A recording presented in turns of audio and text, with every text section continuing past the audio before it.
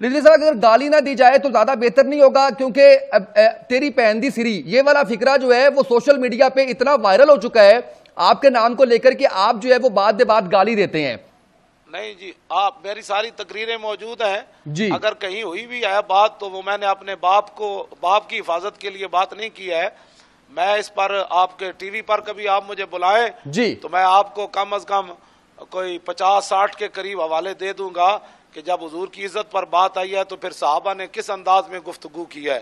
یہ بہت ساری چیزیں ہمارے پاس امانتیں ہیں علماء کے پاس، بالکل ٹھیک۔ ہم قوم کے سامنے نہیں لانا چاہتے۔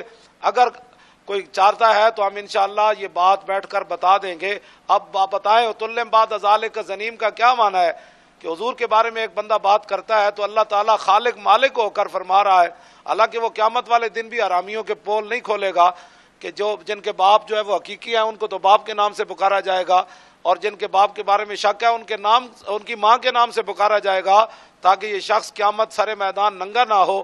تو اللہ تو بڑا ستار ہے، لیکن ولید بن مغیرہ کے بارے میں اللہ نے فرمایا میرے حبیب، اس نے آپ کے بارے میں وہ لفظ میں لانا نہیں چاہتا، قرآن میں تو موجود ہے، اس نے حضور کو مجنوں کہا تو اللہ تعالیٰ نے اس کے 10 عیب بیان کیے، فرمایا میرے حبیب یہ تو حرامی ہے، اپنے باپ کا ہی نہیں ہے۔ اب بتائیں اس پر آپ کیا بات کریں گے؟ وہ خالق اور مالک ہو کر کیا